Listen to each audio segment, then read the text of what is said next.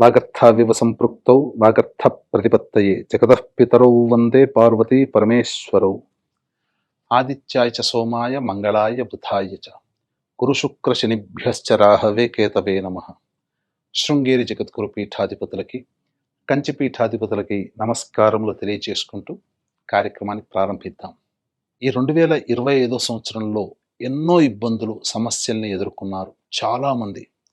కొంతమందికి అయితే నల్లేరు మీద నడకలాగా జీవితం సాగిపోయింది, ఎటువంటి ఇబ్బందులు లేవు.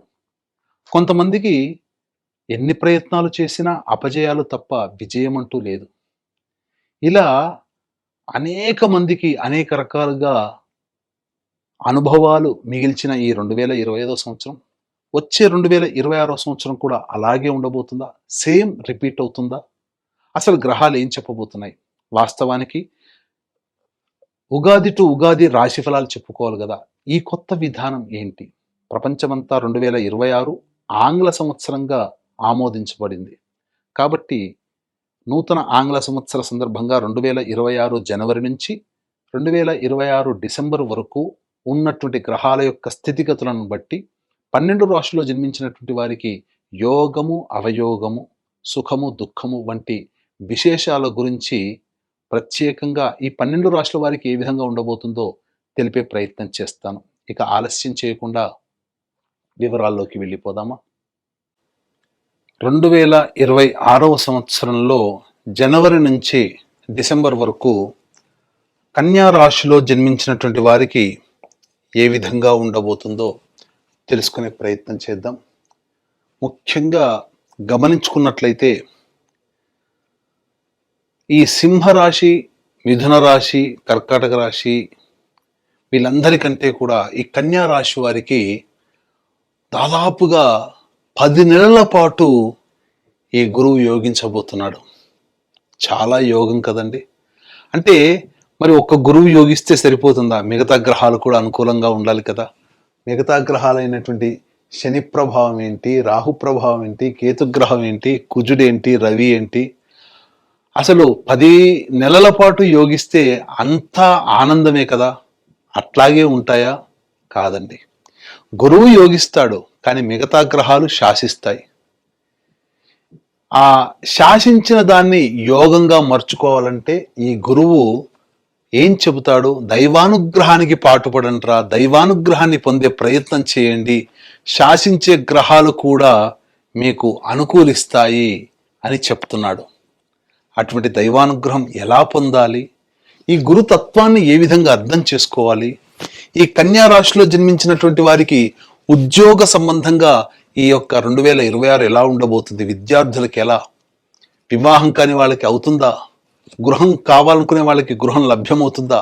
దాంపత్య సమస్యలు ఒకటా రెండా? అనేక రకాలైనటువంటి, ముఖ్యంగా వ్యాపారం, అనేక రకాలైనటువంటి సమస్యలకి ఈ కన్యా రాశి వారికి 2026లో ఏ విధంగా ఉండబోతుందో తెలుసుకునే ప్రయత్నం చేద్దాం. గమనించుకున్నట్లయితే మార్చి 14 వరకు గురువు వక్రీకరించి ఉంటాడు. ఈ కారణం చేత నవమ రాశి ప్రభావము చేత గురువు అనుకూలంగా ఉండడం, ముఖ్యంగా ఈ గురువు మార్చి 14 వరకు వక్రీకరించి మిథున రాశిలోనే సంచారం చేస్తున్నటువంటి కారణం చేత ఆలోచన అంతా గొప్పగా అనుకూలిస్తుంది. మీరు ఏదైతే ఆలోచిస్తారో అవన్నీ కూడా ఆలోచించినది మీకు ఫలితంగా కనబడుతుంది. అంటే అనుకున్నది జరిగే అవకాశాలు ఎక్కువగా ఉంటాయి. అంతేకాకుండా ఈ మార్చి 14వ తారీఖు వరకు కూడా నూతన వ్యక్తులు పరిచయం అవుతారు. తద్వారా వాళ్ళ వల్ల అసలైన యోగము మార్చి 15 నుంచి మే వరకు ఉండబోతుంది. అలాగే రాశి మీద కూడా ఈ మార్చి 14వ తారీఖు వరకు ఉన్నటువంటి గ్రహ ప్రభావం చేత అన్ని విధాలుగా మీకు సంఘంలో పేరు ప్రతిష్టలు అనేటువంటివి పెంపొందించబడతాయి. ఈ మార్చి 15 నుంచి దశమ కేంద్రములో గురు సంచార ప్రభావం రుజుమార్గంలో ఉన్నటువంటి కారణం చేత మీకు ప్రధానంగా ఈ సంబంధించినటువంటి ధనము మీకు లభ్యమవుతుంది. అంటే రాని బాకీలు వసూలవుతాయి. వ్యాపారస్తులకి అన్ని విధాలుగా ధనము సంప్రాప్తమవుతుంది. రుణాలు పొందాలనుకునే వాళ్ళకి రుణము లభిస్తుంది. అది హౌస్ లోన్ కావచ్చు, పర్సనల్ లోన్ కావచ్చు. అంతేకాకుండా ముఖ్యంగా గృహ సంబంధమైనటువంటి చికాకులు తొలగిపోతాయి. నూతన గృహాన్ని ఈ యొక్క మార్చి 15 నుంచి మే లోపల మీరు పొందే అవకాశం ఎక్కువగా గోచరమవుతుంది.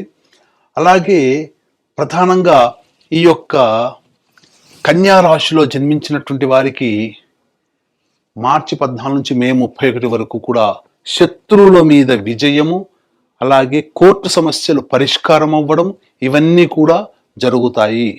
శత్రుపీడ నివారణ జరుగుతుంది. ఇక ఈ జూన్ 1వ తారీఖు నుంచి అక్టోబర్ 31వ తారీఖు వరకు కూడా గురువు సింహరాశిలో సంచారం చేస్తూ ఉన్నటువంటి కారణంగా కర్కాటక రాశిలో సంచారం చేస్తుంటాడు. ఆ కారణం చేత అన్ని విధాలుగా యోగదాయకంగా లాభదాయకంగా ఉంటుంది. నవంబర్ డిసెంబర్ మాత్రం ఖర్చులు అవుతాయి, జాగ్రత్తలు పాటించండి. అయితే సప్తమ శని ప్రభావము ఈ యొక్క కొన్ని కష్టాలు అంటే అలసత్వం, ఏ పని ఎందు చేయాలన్నా బద్ధకాన్ని ఇస్తుంది. అన్ని విధాలుగా గురువు మంచిగా యోగిస్తున్నాడు కదా, మనకేంటి ఇంకా ఇబ్బంది ఏంటి అనే భావానికి వెళ్ళిపోతారు. అక్కడే మీకు ఇబ్బందులు కలుగుతాయి. ఈ శని ప్రభావం మొదలవుతుంది. గురువు యోగిస్తున్నా శని శాసిస్తుంటాడు కాబట్టి మీరు సమస్యల వలయంలో చిక్కుకునే అవకాశం ఎక్కువగా ఉంటుంది. కాబట్టి జాగ్రత్తలు పాటించండి. ఇక విద్యా సంబంధముగా ఈ యొక్క కన్యా రాశిలో జన్మించినటువంటి విద్యార్థులకి ఉన్నత విద్యలో పరిపూర్ణత సాధిస్తారు. ప్రథమ శ్రేణి ఉత్తీర్ణత, పోటీ పరీక్షల్లో విజయాన్ని పొందుతారు అని చెప్పవచ్చు. రాహు ప్రభావం అనుకూలంగా ఉండడం, కేతువే చేసేటువంటి ప్రయత్నాల్లో కాస్త ఆటంకాలు అనేటువంటి ఎక్కువగా ఇస్తుంటాడు. కాబట్టి ఇటు శని ప్రభావము, ఇటు కేతుగ్రహ ప్రభావము కొంత అనుకూలంగా లేని కారణం చేత ఎంత గురువు యోగిస్తున్నప్పటికీ కూడా అక్కడ కొన్ని ఆటంకాలు ఉంటాయి. దైవానుగ్రహం ఇక్కడ కావాలి. ఈ సందర్భంగా దైవానుగ్రహాన్ని పెంపొందించుకునే ప్రయత్నము చేయండి. ఇక ఉద్యోగ సంబంధం అనేటువంటిది మనం ముందు తెలియచేసుకుందాం. ఏ సమయంలో ఉద్యోగం కోసం ప్రయత్నం చేయాలి, మిగతా సమయాలు ఏ విధంగా ఉండాలనే విషయం గురించి ముందు తెలియచేసుకుందాం. ఇక వివాహ సంబంధముగా గనక చూసుకున్నట్లయితే ప్రధానముగా ఈ యొక్క సంవత్సరం అవివాహితులకి సంపూర్ణముగా వివాహము నిశ్చయమవుతుంది. అందులో సందేహమే లేదు. జాగ్రత్త పడండి. మంచిగా చక్కగా ఒక ఇంటి వారు అవుతారని చెప్పవచ్చు. జీవిత భాగస్వామితో ఆనందంగా జీవిస్తారు. ఇక దాంపత్య సమస్యలు గనక చూసుకున్నట్లయితే ముఖ్యంగా జూలై వరకు కూడా జీవిత భాగస్వాములతో కానీ వ్యాపార భాగస్వాములతో కానీ కాస్త సంయమనం పాటిస్తూ వాళ్ళని సంతోషపెట్టే ప్రయత్నం చేస్తూ ఉంటే ఎటువంటి దాంపత్య సమస్యలు ఉండవు. ఆల్రెడీ దాంపత్య సమస్యలతో ఇబ్బందుల్లో ఉన్నారు అనంటే ఆగస్టు నుంచి డిసెంబర్ లోపల మీరు విడిపోయిన దంపతులు కానీ దూరంగా ఉన్న దంపతులు మళ్ళీ ఒకటయ్యే అవకాశం ద్వితీయార్థంలో జూలై మంత్ తర్వాత మీకు ఉండబోతుంది. ఇక ఆరోగ్య విషయాన్ని గనక చూసుకున్నట్లయితే తరచూ అనారోగ్య సమస్యలు గురయ్యే అవకాశము ఈ యొక్క కన్యా రాశిలో జన్మించినటువంటి వారికి ఉండబోతుంది. కాబట్టి జాగ్రత్తలు పాటించండి. దైవానుగ్రహాన్ని పొందే ప్రయత్నం చేయండి. ముఖ్యంగా ఏ సమయంలో అనారోగ్యం పాలవుతారు అనేటువంటి విషయం శస్త్రచికిత్సలు కానీ డాక్టర్ని సంప్రదించాల్సిన పరిస్థితులు కానీ లేదా తెలియని అనారోగ్యం ఎప్పుడెప్పుడు అనేది జరుగుతుంది అనేది మనం ముందు తెలియజేసుకునే ప్రయత్నం చేద్దాం. ఇక సంతాన విషయానికి గనక వచ్చినట్లయితే ఈ యొక్క సంతానవంతులు అయ్యే అవకాశము ఈ యొక్క కన్యా రాశిలో జన్మించినటువంటి వారికి ఉండబోతుంది. చక్కటి సంతానము లభించబోతుంది. యోగ్యమైన సంతానం, అది కూడా గురుగ్రహ ప్రభావం వలన యోగ్యమైన సంతానం అనేటువంటిది మార్చి 15 లోపల మీకు దక్కబోతుంది. వివాహమైన వాళ్ళకి సంతానం అనగా కన్సీవ్ అవ్వడం కానీ లేదా సంతానం పొందడం కానీ మార్చి 15 లోపల అయ్యే అవకాశాలు ఎక్కువగా ఉన్నాయి అని చెప్పవచ్చు. ఇక విదేశీ యానానికి సంబంధించి చూసుకున్నట్లయితే జూలై నుంచి డిసెంబర్ మధ్య కాలంలో విదేశీ యానానికి అనుకూలంగా ఉంది. విదేశీ విద్యకి కానీ, విదేశీ యానానికి కానీ, లేకపోతే దూర ప్రాంత ప్రయాణములు చేసే అవకాశము ఎక్కువగా ఉన్నాయి ఆ యొక్క సెకండ్ హాఫ్ ఆఫ్ ద ఇయర్లో అని చెప్పవచ్చు. ఇక ఈ యొక్క కన్యా రాశిలో జన్మించినటువంటి వారికి ప్రధానంగా వ్యాపారము అనేటువంటిది చూసుకున్నట్లయితే ముఖ్యంగా ఎఫ్ఎంసీజీ ప్రొడక్ట్స్, అలాగే సూపర్ మార్కెట్స్, జనరల్ స్టోర్సు, కళాశాలలు, విద్యా సంస్థలు నడిపేటువంటి వాళ్ళు, బంగారు వ్యాపారస్తులు, తోపుడు బండ్లు అమ్ముకునేటువంటి వాళ్ళు, పికిల్స్ వ్యాపారస్తులు, అలాగే ఈ సంబంధించినటువంటి సూపర్ మార్కెట్లో ఉన్నటువంటి వాళ్ళు, దైవపరమైన వృత్తిలో ఉన్నటువంటి వాళ్ళు, తీర్థయాత్రలు చేసేటువంటి వ్యక్తులు, పూజా స్టోర్స్ నడుపుకునేటువంటి వాళ్ళు, ఇలా సంబంధించినటువంటి టిఫిన్ సెంటర్స్ నడుపుకునేటువంటి వాళ్ళు, వీళ్ళందరికీ కూడా అద్భుతమైనటువంటి అవకాశము, వ్యాపార అభివృద్ధికి కూడా అనుకూలంగా ఉండేటువంటి సమయం అని చెప్పవచ్చు. అక్టోబర్ 31వ తారీఖు వరకు మొదటి 10 నెలల పాటు కూడా ఈ యొక్క సంబంధించినటువంటి వాటికి మంచి సమయం చూసుకొని జాతక చక్రాన్ని పరిశీలింపజేసుకొని వ్యాపార విస్తరణ కానీ, వ్యాపారానికి సంబంధించి కొత్త వ్యాపారం ప్రారంభించడం కానీ అనుకూలంగా ఉంటుంది. అలాగే ఈ యొక్క కన్యా రాశిలో జన్మించినటువంటి వారికి ప్రధానంగా చర్మ సంబంధము, అలాగే మట్టి, ఇసుక, ఇటుక వంటి వాటికి సంబంధించినటువంటిది, ఇనుము సంబంధించినటువంటి వ్యాపారస్తులు, గ్రౌండ్ ఆయిల్స్, ఎడిబుల్ ఆయిల్స్ వ్యాపారంలో ఉన్నటువంటి వాళ్ళు, వీళ్ళందరూ కూడా ఆగస్టు, సెప్టెంబర్, అక్టోబర్, నవంబర్ ఈ 4 నెలల్లో వీళ్ళకి మంచి అభివృద్ధి ఉంటుంది. జూలై వరకు కూడా సాధారణమైనటువంటి వ్యాపారమే మీకు గడుస్తుందని చెప్పవచ్చు. ఇక ముఖ్యంగా ఈ యొక్క కన్యా రాశిలో జన్మించినటువంటి వాళ్ళకి, కళారంగంలో ఉన్నటువంటి వాళ్ళకి అద్భుతమైనటువంటి అవకాశాలు వస్తాయి. మీకు ముఖ్యంగా మీకు పేరు తెచ్చిపెట్టేటువంటి అవకాశాలు వస్తాయి. సినిమా రంగము, సీరియల్స్, అలాగే social media, electronic and printing media రంగంలో ఉన్నటువంటి వాళ్ళకి అందరికీ కూడా మంచి స్థితిగతులు పొందుతాయి. ధన రాబడి ఉంటుంది, రాని బాకీలు వసూలవుతాయి అని చెప్పవచ్చు. ఈ యొక్క కన్యా రాశిలో జన్మించినటువంటి రైతులు సాధారణ పంటలు వేసుకున్న అధిక దిగుబడి కలుగుతుంది. వాణిజ్య పంటల జోలికి మాత్రం వెళ్ళబోకండి. సాధారణ శాస్త్రీయమైనటువంటి పంటల్ని వేసుకోండి. మంచి దిగుబడితో మీరు లాభాల బాటలో ఉంటారు అని చెప్పవచ్చు. ముఖ్యంగా ఈ రాశిలో జన్మించినటువంటి స్త్రీలు ముఖ్యంగా గమనించుకోవాల్సినటువంటిది, మీకు పేరు ప్రఖ్యాతులు పెరుగుతాయి, అదనపు బాధ్యతలు పెరుగుతాయి. అంతేకాకుండా మీరు ఏదైనా విద్య నేర్చుకోవాలి అనుకుంటారు కదా, ఆ విద్యని పరిపూర్ణత సాధించుకుంటారు. కళారంగంలో ఉన్నటువంటి స్త్రీలకి మంచి అవకాశాలు లభిస్తాయి. ఆఖరి నవంబర్, డిసెంబర్ నెలలు మాత్రం గడ్డు కాలంగా చెప్పవచ్చు. ఖర్చులు అధికంగా ఉంటాయి. అలాగే ఆరోగ్యం పట్ల శ్రద్ధ వహించాలి. ఎంత బాగున్నప్పటికీ కూడా ఏదో తెలియని అనారోగ్య సూచనలు మీకు ఎక్కువగా ఉంటాయి. డాక్టర్లు పరీక్షలు చేసుకుని అంతా బాగుంది అని అంటారు, కానీ శరీరం మాత్రం మీకు నిస్సత్తువగా ఉంటుంది. శరీరములో కొద్దిగా పనిచేసినా అలసిపోయే తత్వం ఉంటుంది. వివాహం కాని అమ్మాయిలకి వివాహాలు అవుతాయి.